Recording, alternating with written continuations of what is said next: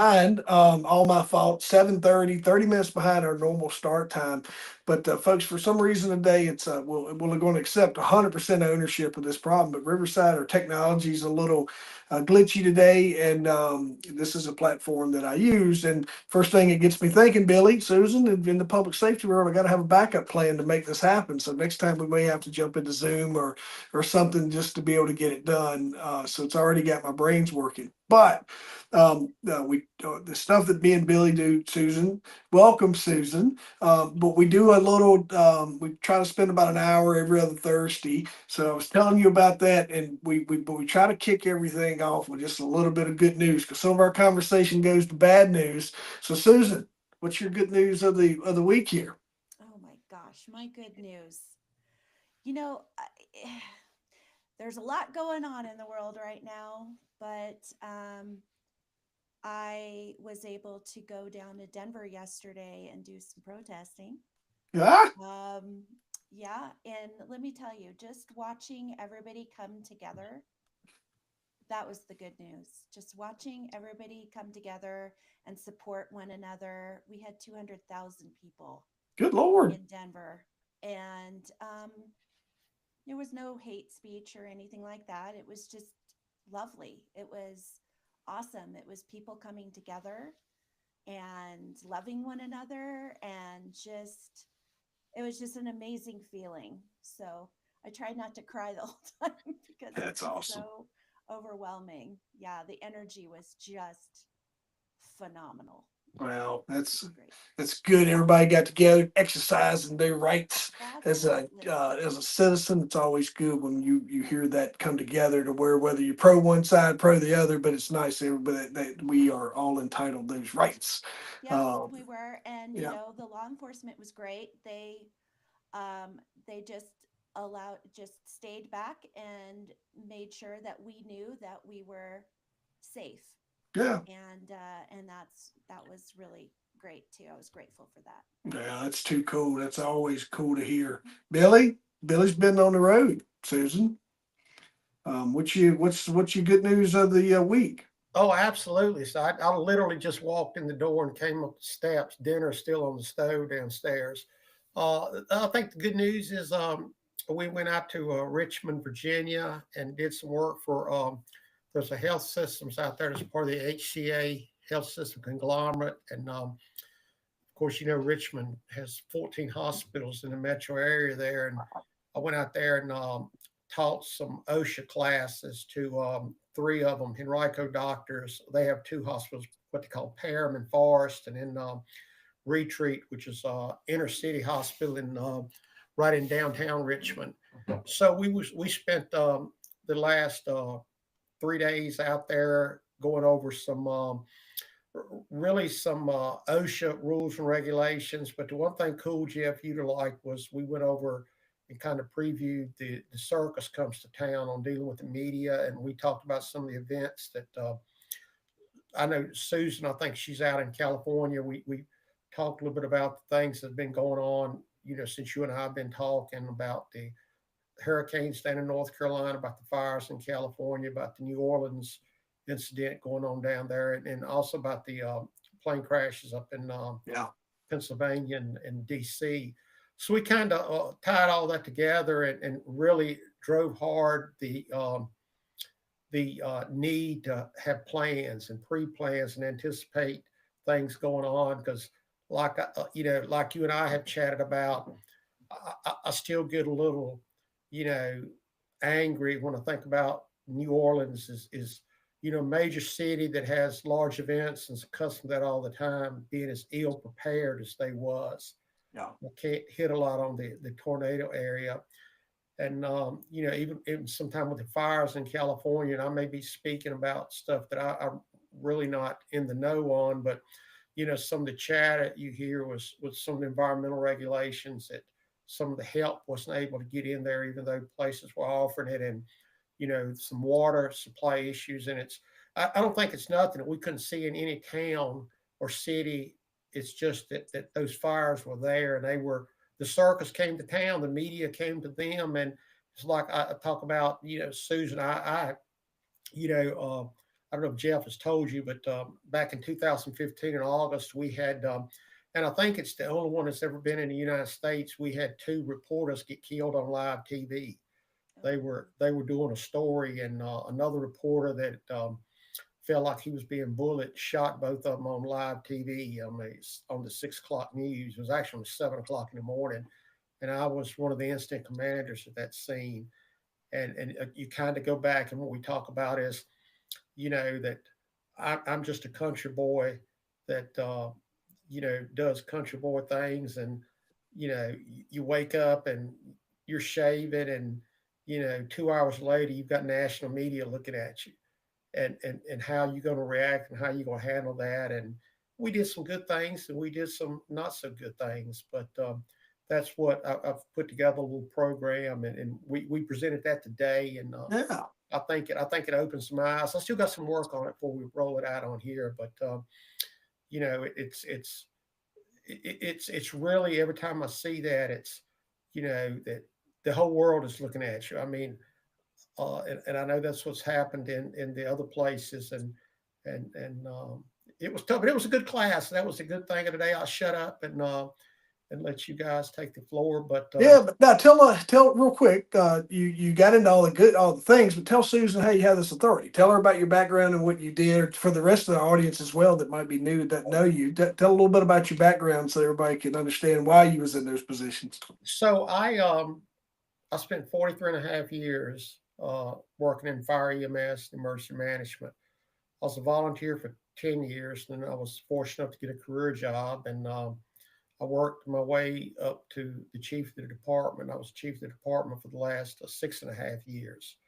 So I've got to travel around the country and do some speaking, and really met some cool people, and took some great classes and learned some things, and I'm still trying to learn some more things. And so in November of 2023, I had some health issues that required me to be out of work and be incapacitated for a while. And so I retired at that point. And everybody looks forward to retirement, and I did too. But after about 3 weeks, I'm like, this ain't for me. So I formed my own company, Ferguson Safety Solutions, and now I go around different places and assist with writing emergency plans, or going out and do things like I did this week in Richmond. And I've done some emergency planning for some nonprofits, and also some other municipal governments. And me and Jeff go back a long ways, and so Jeff is helping me kind of navigate the business end of it. I feel pretty confident in the technical end of it, as far as the pre-planning and the response and all that. But I'm really new to what we're doing right now. I And think that, Billy, and I think also one of the things we work on, Susan, for just on the speaking side, which is where Susan is here, and that's one of the big things we want to promote for her tonight, is helping her a little nugget of her story, but her stage presence speaking. And I've told you that is Mhm. that just we can take all many of your incidents, but we can use this one incident that you got to be the commander on. That was such, it's national news. It was such an impactful case. It still lingers today. It's the ability for you to take that and then transfer it into not only public safety but into business and all the other areas that is potentially where we can help them expose just leadership potentials, leadership failures or potential failures. So there's a lot of potential for you to be able to move that. And be able to layer that in. So we work on that a lot, and then we just work on your messaging. It's yeah. one of the things I was going to ask both of you. Not you're falling into this one, Susan. Was both of you are in this business of speaking and branding and all these things. And Billy today or this morning, it was either yesterday morning or this morning, we were on the phone, and I was like, "Hey man, make sure today before you leave, get a 5-star review." And he's like, "Well, what do you mean? I don't know how to get that 5-star review. What are you talking about?" So Susan, I was going to ask you, and I'm just going to kind of educate both of you. Do you have your Google Places page set up for your business? No, I have it Good. for my real estate Yeah, so let's think about it. So just to tell you, Billy, it was hard to figure out part of the screen share tonight, but because I have so many accounts in mine, so I just stepped out. But if you go open up a Google Chrome or whatever tab, and if you type in Google My Business, Billy, and then about the fourth thing down, you're going to say Get Listed on Google. And then it's a really self-explanatory process. So Susan, I think you should have one of those for your speaker page. You can set your audience at United States, or you can do state specific.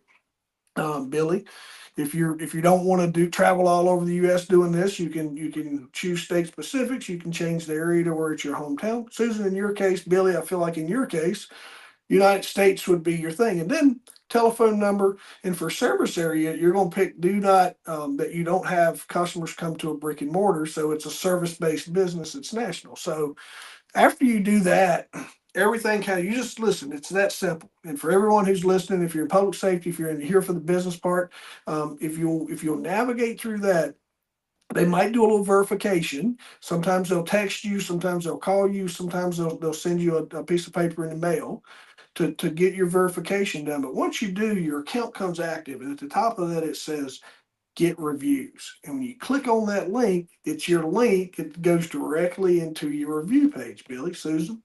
So when you get that link, we can go make QR codes. We can do all the cool things that you can do to put in your presentations. You can embed it, and I can show you guys how to do that at some point in time. But Susan goes and speaks, you know, on a regular basis, and sometimes it's she's at a local group that may not be compensating her to what her potential should be when it comes to her story. Same with you, Billy. But the least we could ask for, Sure. I yeah. agree.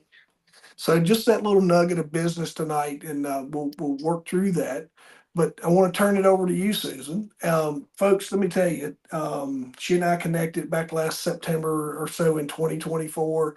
Um, Myself, former police officer, you've heard from Billy, but then we got into this amazing story about her dad, and then the book that has accompanied her, and that the book that ultimately was part of the healing process too many years later. Hmm. Um, and so I want to tee you up, and you take the floor. And I told Billy, I was like, I always end up with some burning questions. I said, but I sent you over. I was like, this is our guest tonight, and so Billy's probably going to ask some things that he would like to learn more about Susan. So take it away and walk us through your story, and tell us about the other side of the gun. Oh, sure, absolutely. Well, let me just start in the very beginning. So, I am the daughter of a Los Angeles police detective who was ambushed and assassinated on Halloween night of 1985 while he was picking up my 6-year-old brother from school. And my mom and I were called to the scene. I was 17 at the time. So we witnessed his body in the aftermath. So you were talking about the news. Um, I get that. um, and I think a lot of it was we were talking about, you know, not having any privacy, having the circus show up. This was the first time in the annals of LAPD that a detective had been murdered in this way. And so it was a very big story, nationwide and international as well. It went out to Interpol. Um, and as a 17-year-old, I just had kind of a normal life at that time. And when it happened, I found myself not understanding anything about mental health because back then in the 80s, there wasn't really talk of mental health and there were no resources for kids, especially kids who have, you know, witnessed something very traumatic.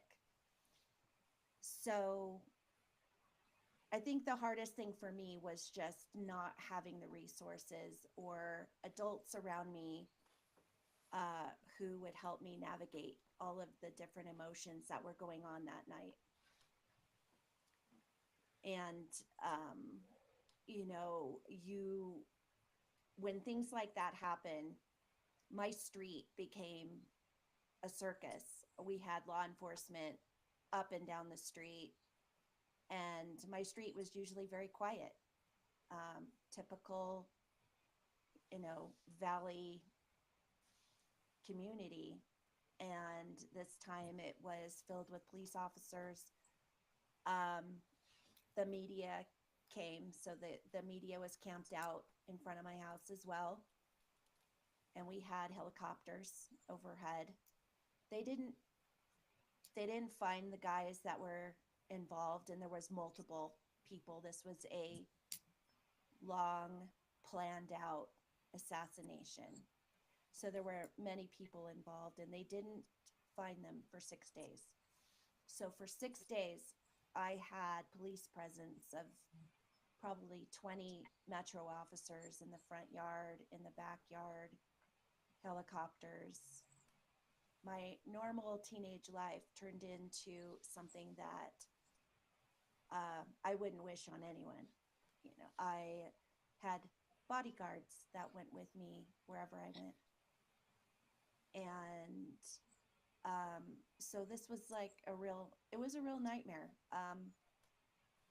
And unfortunately, the other side of that was, even though the media was there, it took a couple of days for them to realize that he had a teenage daughter. And so I felt very unimportant in that way because I was kind of pushed to the side. What happened was, um, initially I didn't know how to handle all the mental health stuff as a kid, and I was going through all of it. I was experiencing everything with PTSD. So I had panic attacks. He was my source of security, and now he was gone. And I didn't know how to process that. I also was struggling with depression, and unbeknownst to me then, suicidal ideation.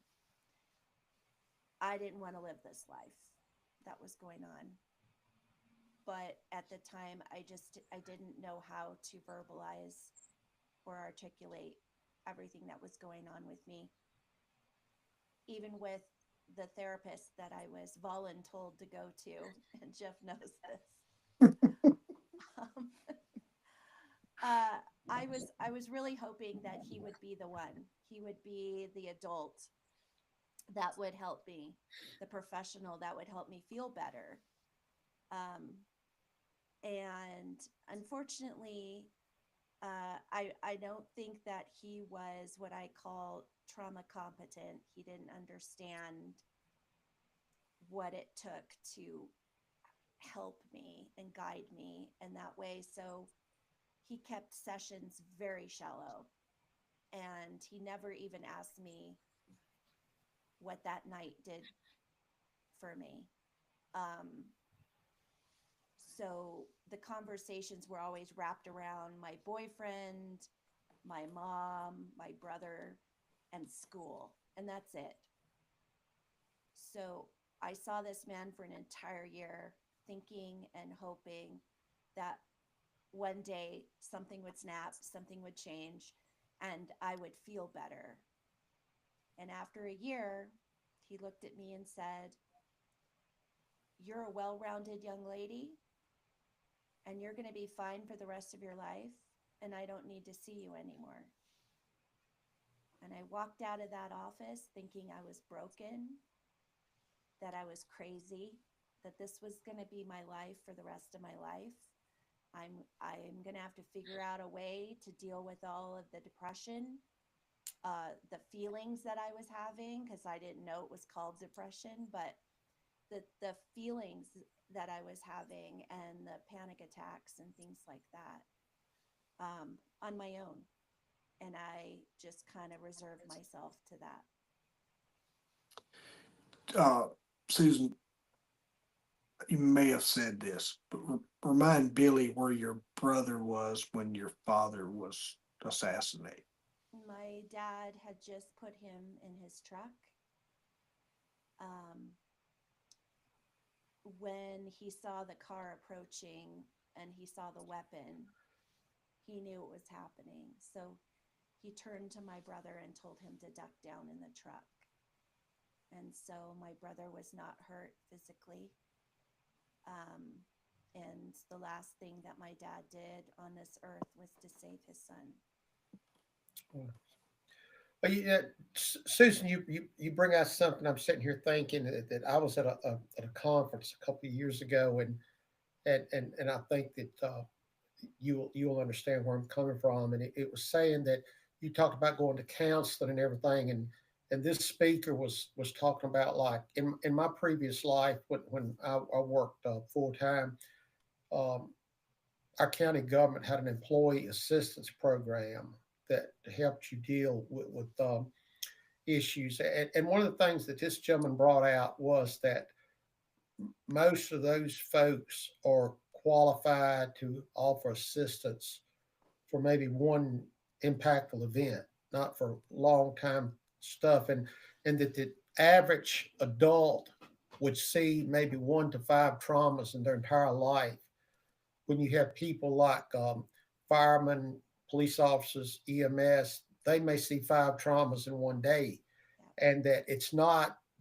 I know your case was a little bit different with your father, but other folks. I'm sure your father was in a position where that he saw a lot of stuff as an LAPD detective, and it all built up little bits at a time, and it became cumulative. And there's not a lot of professionals out there that really understand that component of it. They're excellent at what they do, but it's more like I can go help Bob out at seeing the guy killed in the motorcycle wreck or whatever it be, and it's okay. But when you got things that have went over 20 or 30 years, Yeah, stackable um, trauma. it's try it's with that cumulative stuff. It's really hard to deal with. And I was thinking about that as you was talking. At this psychology person, mental health person, just didn't really get the gist of what was going on, even though I'm sure he was well qualified. He just couldn't get his hands around what was going on there. Well, and I think, I talk about, and I've talked to Jeff about this. I feel like, and I know by talking to other people, whether they're retired or they're currently still on the force, um, for a very long time, the conversation around mental health wasn't, it was more of a taboo uh, title. People didn't talk about it. I know I talked to my dad about it, because, and I'm not sure if I told you this story, Jeff, but my dad being a detective and a robbery homicide detective at that, his compartmentalization was so embedded in him that he would come home and we would be having dinner and he would be talking about the dead guy that he found that had been dead for several days. And I would have to tell him, like, Dad, this is Oh, no, like, you're gonna, no, I can't eat. You're gonna ruin dinner. Um, but because this is a normal conversation around work, he didn't realize that, even though he was talking to his daughter, that it wouldn't affect me. You know what I mean? Because it didn't yeah. affect the people around him because that's what they saw on a daily. But what I did talk to my dad about, and I remember having this conversation very vividly, is about, because I did ask one time, like, how can you see these things? Like, what doesn't that doesn't that bother you? And he would say, we are trained for this. We are trained to kind of push it aside and not let it bother us. But the problem with that is, if you keep compartmentalizing and you keep pushing things away, sooner or later they're going to show back up. And so you know, um, I feel like when I talk to folks now, whether they're retired or not, I find that there's a lot of, especially retired police officers who feel like, gosh, um, I should have sought help back when I was on the force. But I know that, there was a lot of this, like, if you did seek help, then you were seen as weak or you were chastised or something like that, right? So a lot of people didn't say anything. They didn't step forward. They didn't, make Hey, that too much, you effort. lose your gun, Susan. You say if you Yeah, if like exactly. yeah, There's so many risk things your wrapped livelihood around it, right? back in '85. Yeah, I little by little, I have seen the conversation starting to come around about mental health within law enforcement, within first responders, within, that whole realm, which I think is great and it can be expanded on for sure. But I know I've talked to many people, retired especially, who keep telling me that they have regrets. They feel like maybe their marriage would have lasted, or maybe they wouldn't have drank so much, or whatever the case is. And the bottom line is, I don't care if you're a police officer, if you're a firefighter, if you're human, like, you're human. And humans can only handle so much trauma without it rearing its head, for sure. And especially if you're not dealing with it, if you're not letting yourself feel the way you need to feel in order to move through that emotion, and just sticking it away, because You it comes up later. That's what I was going to tell you, and you're teeing me up before I was going to take you with Billy. We're talking, Billy. This is graduating school, counselor, and then there's a certain point in time when support leaves. Phone calls go down. They still happen probably, but they go way down. It's the attention moves into other areas. But then we have Susan, who and her mom Hmm. and her brother who go on to try to live their life. And she's been told, Susan, you've been told you're good and all these things, but like you told me the first time in conversation and then their text back and forth, it's like of how you knew that was not right. And then tell our audience and Billy how you moved through these next, I think it was 10 years, maybe a little bit longer. Oh, uh, I was in fight or flight for 14 years. 14, yeah. Hmm. And remember, I was told I was going to be fine for the rest of my life. I also incorporated something called the emotional mask, in my life. And that was when people said to me early on, oh, you're so strong, you're so brave, you're so whatever. I would wear that. And so nobody saw on the external what was going on in the internal. And that's, I hid it. I hid it, and I put the smiley face on, and the inside of me was an literal dumpster fire. um, it wasn't until I relocated to Colorado. My husband and I, the boyfriend, back when my dad was killed, um, we relocated. We had two kids now, and we relocated in 97. And I was working back then as a hairdresser. Um, on April 20th of 1999, I was working that day, and I took a break and went out to the back room and turned on the TV, and all the coverage of the Columbine school shootings was on. And I had a complete visceral reaction. Um, and I couldn't understand what was happening. I was watching everything. The school, the kids that were around my same age, all the police presence, the ambulances, everything that I saw the night of my dad's death. And I didn't put two and two together. I couldn't understand it for myself because I wasn't, I didn't have kids that went there. I didn't live around there. And even my colleagues who didn't know my story, they were confused watching me, break into a sweat and have a panic attack and all the things that were going on with me physically. Um, and I did what I normally did. I just put that mask back on and I went out and I finished my day. And everybody around me was totally upset, crying, upset, mad, angry, you name it. And Susan was stoic and just pretended like nothing ever happened. I wasn't going to be affected, but I was.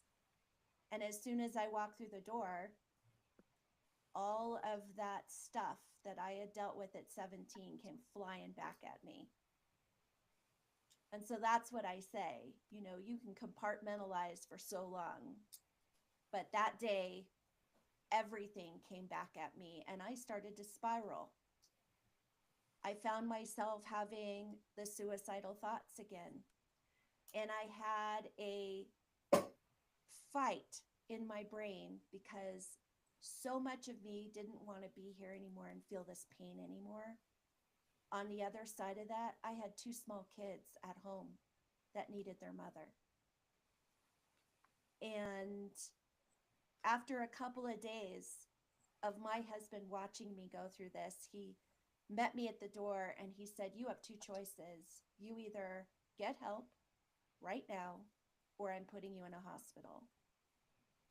And I put up my white flag. I surrendered and I went to the doctor and I went to a regular physician and he put me on antidepressants because that's what they do. And then he said, here's a card. I want you to make an appointment with her. She's a therapist. And I literally laughed in her face because I thought 14 years ago I tried this and it did not work. So what makes you think this is going to work for me? And he said, you have no choice. You need to see someone. You have no choice. So I made that appointment and I am so grateful that I did because this woman specialized in severe trauma and especially PTSD. And the minute I found out about just the severe trauma part, I already let my guard down. I felt like, okay, I will trust this woman and I will tell her my story. And within 3 minutes, I told her everything I went through at 17 and what I was currently dealing with. And she stopped me and she said, "Susan, everything you've gone through since you were 17 is normal because you have PTSD." And I was just really confused because I wasn't in the military and I didn't go to war. And she reminded me that anyone who goes through any kind of trauma, doesn't matter what it is, can experience PTSD. And what I needed to know specifically is that PTSD isn't something that goes away. It's something you learn to manage. And so in that moment, that was my turning point. That was the time where I had hope. That was such a revelation to me that there was actually someone there that can guide me and help me and move through all of the things that I had been dealing with for so many years. And I mean, the biggest thing is that I had hope. What it was very simple. I explained it all the time on my podcast. Those very, very doctorate skills that she told you deployed. She gave you some options on how you could do it. Walk Billy and I through that and our audience. Walk through that. It would seem so Yeah. simple when you tell it, right? I'm like, oh, I nothing. But Yeah. then I could only imagine being someone's that is where you were. But walking through the what ended up being the prescription. Yeah, absolutely. So initially, there were so many issues going on, and she really wanted to chunk it down and attack each one of them, being the first thing that was the most dire, which I was not sleeping. And the reason I wasn't sleeping is because the minute I put my head on a pillow, my head would turn on and my mind would go to very dark places. And so I was terrified to shut my eyes. Um, so she said, "Okay, we're gonna address that." So she said, "Have you ever heard of journaling?" And I kind of looked at her like, nope. And she said, "Well, people journal in different ways. You just choose what you want to do, but you can journal by writing, you can journal by art, you can journal through music. But basically, what you're doing is you're getting everything that's swirling around in your head out." So I said, "Well," she said, "pick your poison. Which one do you want to do?" And I said, "Well, I write." So she said, "Great. Take a pad of paper and a pen and keep it by your nightstand. And right before you go to bed, I want you," and she gave me a couple of prompts, and she said, "I want you to write everything that's in your head, everything." And I said, "Okay, I'll try this. It sounds a little woo woo to me, but okay, I'll do it." And the first night I did it, I thought, "Oh, I feel a little bit better." And by the second night, I was getting a little bit more sleep. I was still waking up a little bit. But by the third night, I slept like a baby. And I woke up in the morning and I was like, no way that worked. Billy, No way. she wrote so much. She wrote a book. Oh, wow. I could That's not great. believe, I could not believe that something so simple is so powerful in your mental health, in your well being. So I continue that. I still do that. I have been, since the last couple of months, I have been journaling my little head off. um, Keeping centered, it does, it centers you.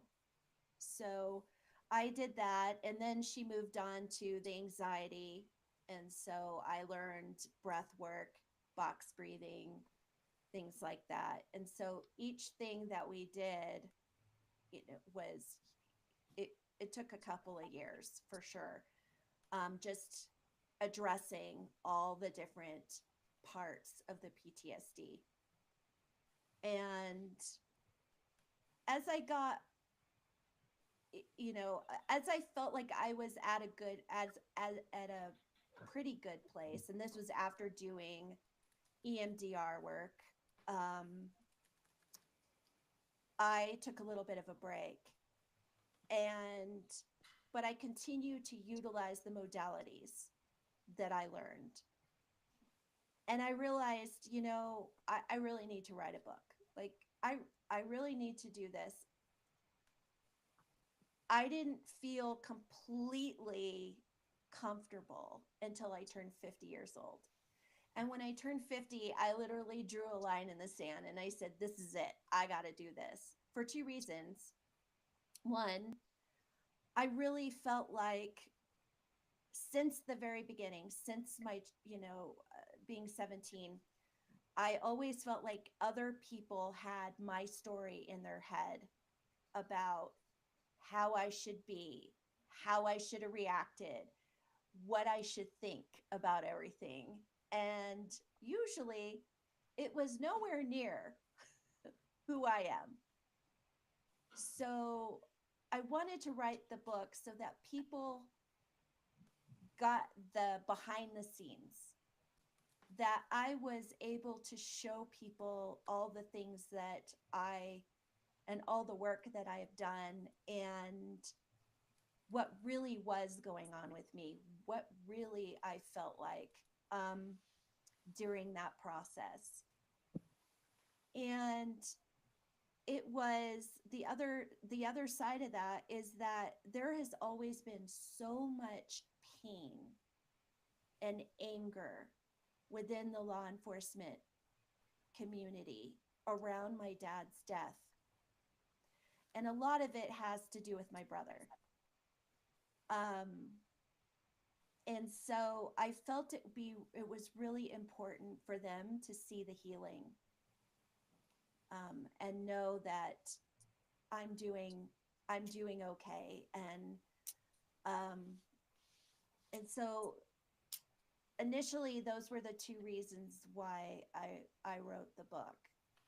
Susan, Obviously, when cathartic for me. you remind Billy and the audience who some of those people were, and one of them's very close, that was telling the story that you felt like needed to be told, and there was a lot of um, there was a lot of hard moments for you that made this even a little more impactful. But that's talk about. There's especially one person that I'm thinking about that you felt like that was not really happy that you had wrote the book. Oh, my mother. Yeah. So part of that was um, the facade. I'm gonna say it's the facade of what our relationship really was, and I I knew writing the book I had to tell her truth as much as I told my truth, because it was wrapped within our story together. And I knew when I put that out, writing the truth and not the facade, that it would either destroy what was left of our relationship, which was toxic, or it would open a conversation. And what it ended up doing is the first. It destroyed what was left, because she didn't like that I told the truth. And that was unfortunate. My mom, everybody deals with trauma differently, and I am not in any way shaming her. Um, but she chose to kind of turtle within herself and push me away, push me to the side. So when I say I didn't have an adult around me to help me navigate, I didn't have a mother to help me navigate, because she was dealing with her own stuff. And within that, she chose alcohol um, as her coping mechanism. And I grew up watching this and feeling the unhealthiness of that part, and the frustration of uh, there was a lot of shame and a lot of guilt on my end, because I felt like as I started to heal, that it was my job to help her heal. And in doing that, I realized that no one can help someone heal if they're not willing to help themselves. And so there was that tiny part of me when I wrote the book that I thought, maybe if she sees and hears, and I talk about some very vulnerable times in my life, and I talk about, unaliving myself. Um, and as a mom myself, saw that, if I read that about my child, that would break my heart. And I thought, well, maybe it would open a conversation, or she would have some empathy, but that didn't happen. So that was a big realization for me. Um, and like I said, everybody deals with trauma differently. Everybody deals with grief differently. So I'm not, um, there's no shame there, right? But when you make those choices, there are consequences to it. There are outside, it affects other people. And so her choices that she made affected me. And that was that part of the message that I wanted to put forth, is that we as humans need to understand that the choices that we make have a ripple effect, and they affect the people around you. So I felt like, it was most important for me to heal myself. And so in writing the book, I realized that there were people that needed to hear that for themselves. They needed to hear that message of not only hope, but knowing that they can heal from whatever it is that they've gone through.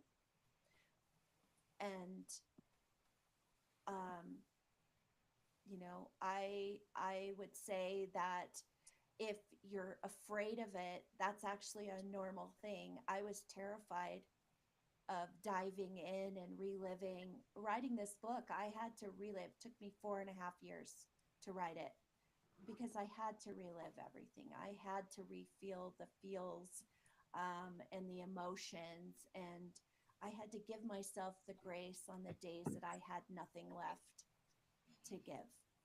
Um, but in doing that, I kept pushing forward out of all the fear that I felt, because I saw those faceless people out there that needed hope and that needed to hear my message.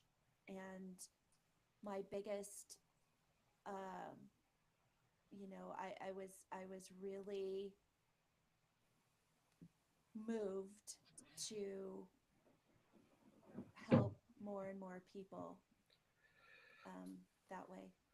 So now we're trying to take this to speaking and stage and law enforcement and mental health and all those things.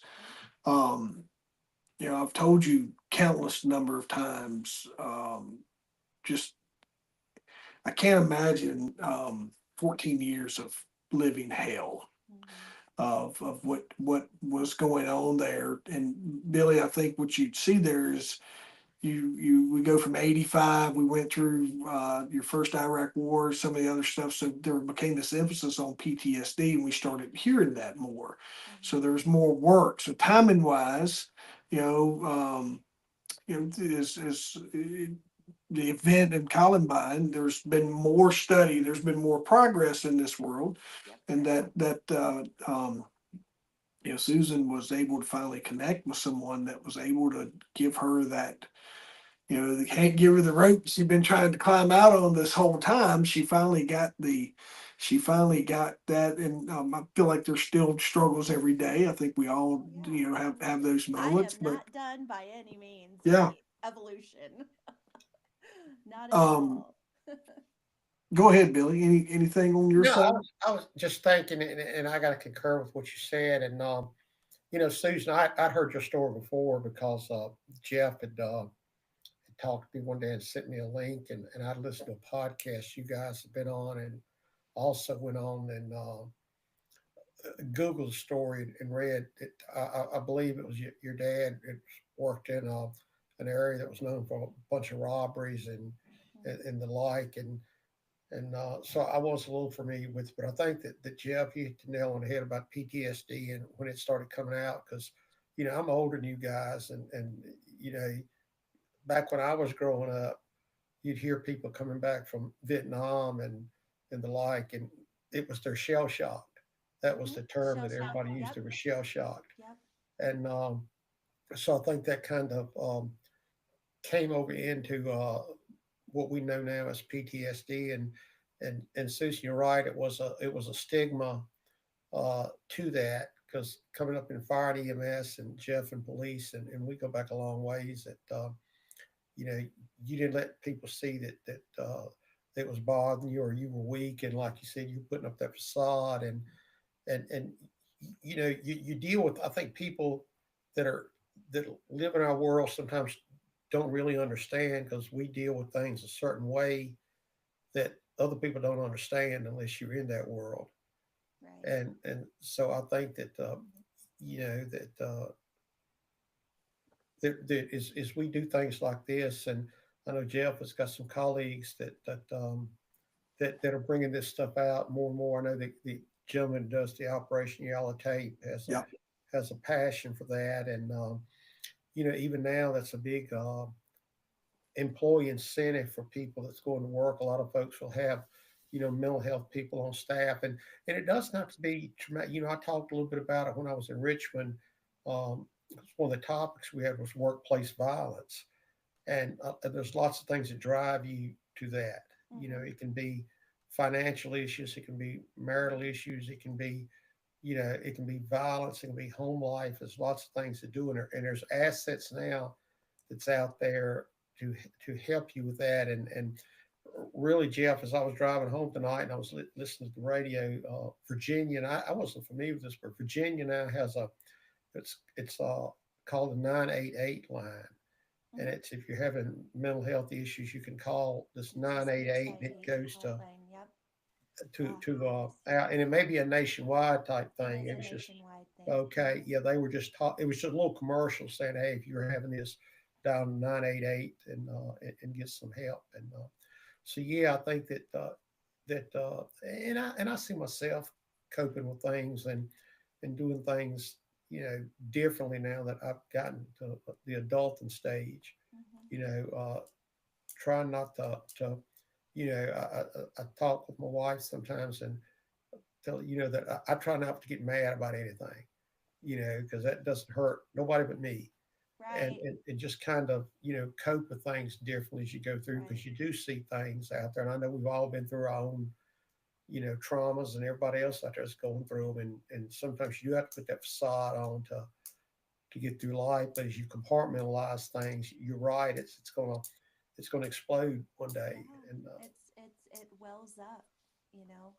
And for some people, it's like popcorn, right? mhm, So it wells up, and then pop, something happens, and then pop, mhm. another thing happens, you know. And so what I talk about is centering yourself. You know, I think a lot of people get so caught up in their environment as well, and taking in. You know, we are human, and not to get spiritual or anything, but we are humans having a spiritual and experience. And so within that, you have to allow yourself to feel those emotions. However, um, also, it's healthy to have those emotions, but stopping yourself and saying, what brought me to this? Why am I feeling this way? And then finding ways to make it go away, right? you're So a you're lot of times I use balloons, if this is helpful. Um, I take an emotion that is negative and I put it in a balloon, and I just visualize, I sit with myself and I visualize that balloon just flying away. And it's amazing. I mean, like I said, it's very simple stuff, but it's very powerful when we go and we use our brain the way we're supposed to use our brain, um, which is checking in with ourselves internally. And I do that on the daily, especially lately. And so, I just think it's important that people, there's no one size fits all.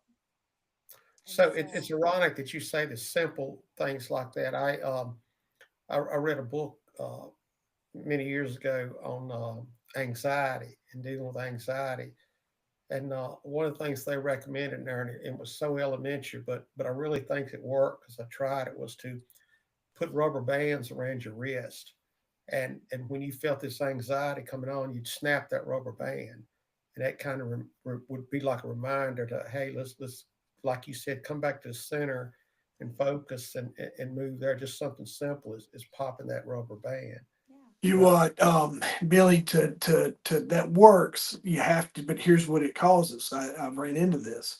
It also causes an element of self-harm. right. So you have to be careful, and you have to be, that has to be deployed in the right situation. Mhm. That one's come up in a couple of conversations before of that one. It's still, it's long as you're self-aware of Right. what could be the potential repercussions, it's great. Like it's a reminder. I've seen people do tattoos and different things, but um, Tapping is another one. yeah, Tapping with affirmations is really powerful as well.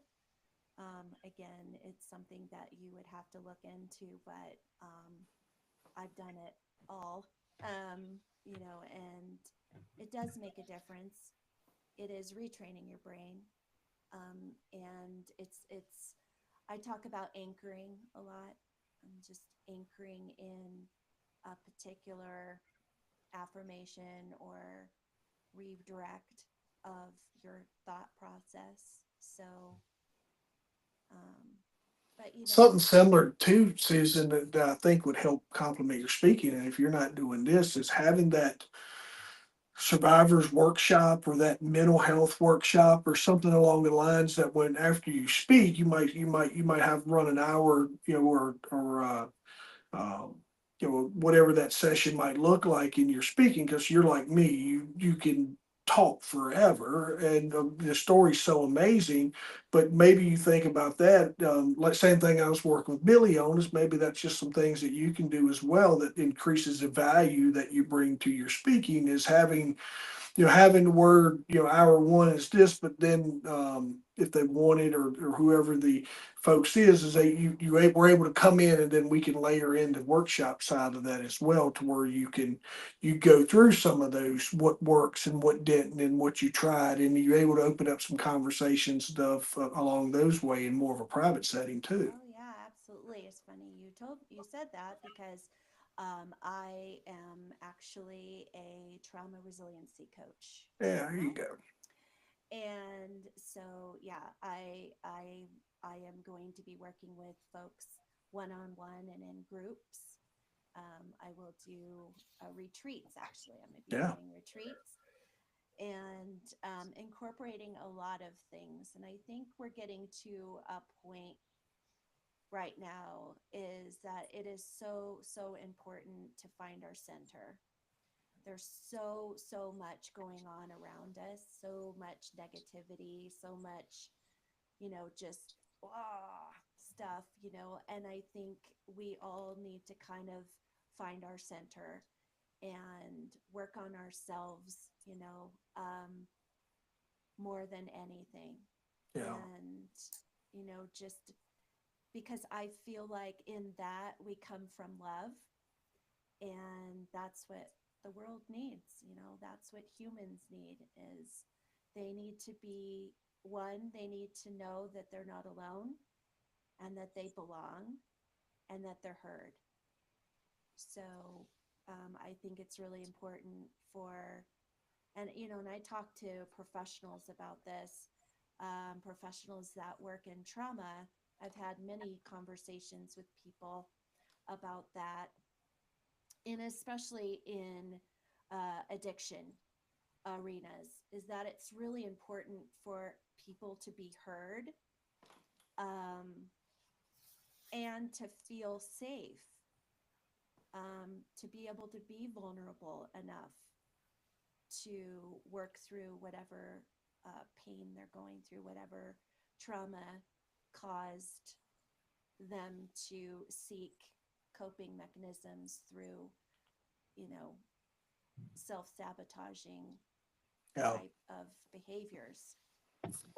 When you All right, so real quick, I'm at the top of the hour, and I promised my little ones an hour with you guys, and then I'm going to finish with them. So, and I can't thank you enough, right, for sharing again. I love your just your passion about what you do, and anybody that's been through what you have is absolutely on the backside is somebody that is what I would put in a position of an authority in the industry that you are working in, and you are by far an expert in a lot of things that has gone through this. But so, how can folks get in touch with you? How do we want folks to get in touch with you? And then we'll wrap up with Billy. Well, I have an IG. I'm on Instagram. Um, I am on TikTok for how long, however long that's gonna last. Um, so my IG is Susan_Snow1, and I do have a website as well. It's SusanSnowSpeaks.com. It has information on my book. It also has information on my speaking as well. And I am currently working on another website for the coaching part. Oh yeah, But cool. if you're interested in having a introductory 40-minute conversation with me, you can go into my website, put in your information, and I'll be happy to get back to you. Yeah, absolutely. Folks, and don't forget that when you get over to her website, you can order her book as well. I'll Yes. make sure that's already, if you're on the YouTube channel, if you scroll down in the description, I've already put that link for her book in there. So um, make sure that you get a copy of her book. And I want to name her dad was Thomas C. Williams. And I want to make sure the world knows that tonight as well. He left us here in 1985 on Halloween. So we just want to make sure that we recognize him and for his service and for being part of this story as well. So get that book, read more about it, man. It's an amazing story. Billy, tell us about wrap us up here, and then we'll head off. Hey man, I'm just glad to be a part. And Susan, thank you for sharing your story. It's very touching there, and glad that you're working your way through that. And really, I just want to keep working, keep doing what we do, and keep learning from you guys and other folks, and get this circus come to town thing that I'm working on, and getting it out there, and keep living a good life. Billy, on your for folks that's looking for any kind of emergency preparedness training, any kind of OSHA, all the stuff that you do, anything that they feel like they might need in their business, how can they get in touch with you? Yeah, reach out to Ferguson Safety Solutions. My email is william.ferguson@fergusonsafetysolutions.com, or you can send me my personal email, wferguson62@gmail.com, because Jeff gives me a hard time by having such a long email address there. Or Jeff, I have a Facebook account, I have an X account, and also I have a LinkedIn account. It's William Ferguson on LinkedIn, Billy Ferguson on Facebook, and X is PS1. Uh, PS1 Chief is it on X. Yep. So reach out, or they can get with you. You've got all my contact information. I don't mind you sharing my phone number. Yeah. They can text or whatever with that right there. And yeah, we'd love to talk to you about emergency planning.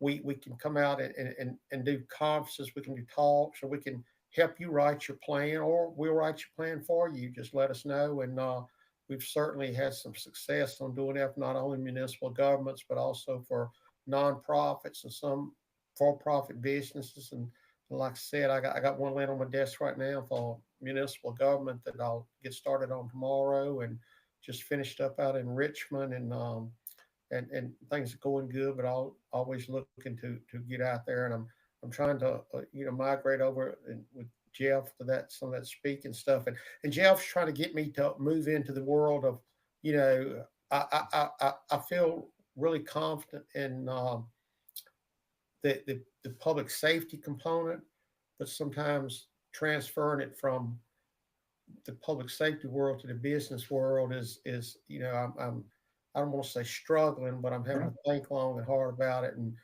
Jeff has kind of put it out there that it's just a plug and play thing. I mean, if you're having issues in public safety, you just pull out the public safety words and put the business in there, and I'm getting it. I'm slow. I'm a slow learner, but I'm getting it there. So thanks for It's everything. for folks that's needing help like what Billy's working on, you can connect with me, jeffreyrobertson.com. It's simple. You can connect with me there and find all the things. You can schedule a call with me. I work in business, but I spend a lot of time coaching in public safety and telling a lot of my life story as well, y'all. And what I always like to ask, and this is something y'all can take away, is when we're done talking, what do you want your audience to have felt or took away?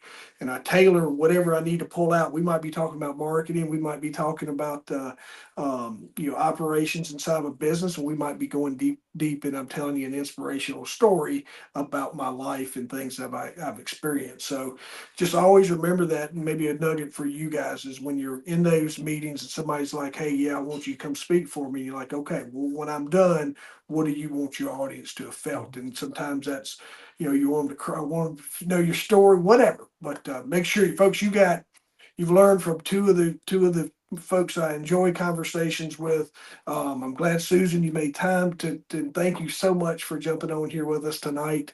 And every 2 weeks, so we're off next week, folks, and then we'll be back on. I think it's February the 20th, and so we look forward to who our next guest is going to be, and we'll reveal that in a few days, as soon as I get that nailed down. And or it may just be me and Billy talking about some business and some current events and things like we just had tonight. So thank you everyone for joining, and thank you, Billy. Thank you, Susan, and we'll see you guys soon. All right, thanks. Be safe.